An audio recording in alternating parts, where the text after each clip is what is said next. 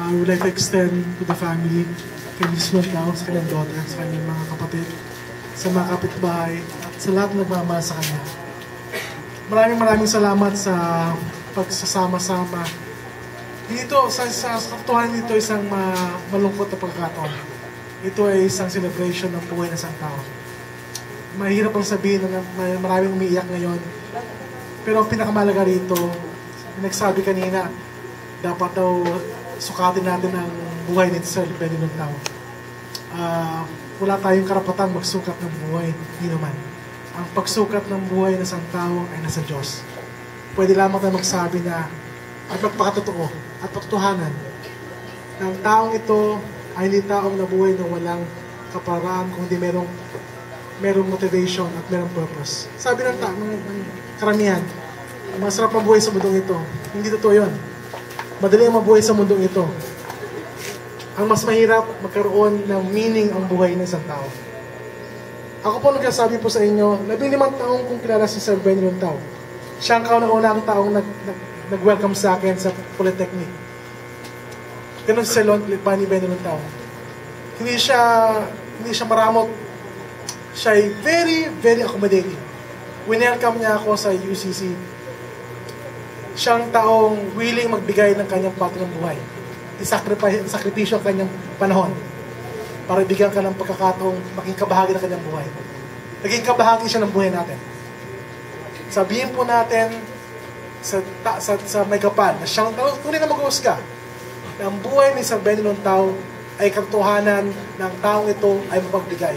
Sa kauli-uli ang pag ng kanyang buhay, may dalang maleta yan. Alaman niya ng grading sheet. Sabi ko, pare, bakit palagi ka marami, baka mahirapan ka? Hindi, kailangan ko yan. Kailangan kong bigyan ng grade yung mga estudyante ko. Natawa ko noon, yung AMDA merong motel. Sabi niya sa akin, doon ako magpamotel. Bakit? Mag-pick up ka ng babae? Hindi. Doon ako matutulog sapagkat gusto kong kinabukasan maaga ako sa pisina. Siya, maski yung amo niya, si dating MMDA chairman, binubusabo siya araw-araw at gabi-gabi. Nakangiti pa rin siya. Nakangiti siya na ibibigay sa inyo ang tunay na purpose ng buhay. Ang purpose ng buhay ay hindi mabuhay, magtrabaho, kung hindi. Ang mga taong nakasalamuha mo ang magsasabi sa buong may kapal, naging kabahagi siya ng buhay ko na mayroong purpose. Maraming tinulungan taong ito. Isa na lang dito yung aking estudyante, si Duro. Hindi lang si Duro, maraming estudyante sa Polytechnic. Siya nagturo sa akin magbigay ng scholarship sa mga estudyante sa UCC. He is willing to give. Sabi nila mahirap si Mr. Lonao. Pinakamayamang tao si Benny Lonao sa UCC, sa MMDA. Siya ang pinakamilyonayong tao sapagkat may mga tao rito umiiyak. Nagsasabi, Benny, maraming salamat. Ang pagpapalang ito ay inaalay namin sa iyong pamilya at higit sa lahat sa buong may kapal. Mr. Benny Lonao, bless you at salamat sa pagkikabahagi ng buhay mo kami. Ikaw ay pagpapala, hindi lamang sa buhay namin, kung higit sa lahat, pagpapala namin sa buhay na pinagkaloob ng Diyos sa iyo.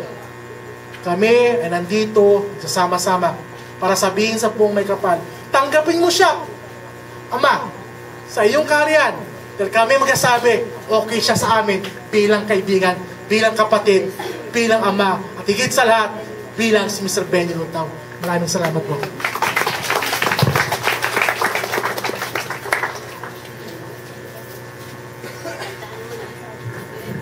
Ayan. So dito po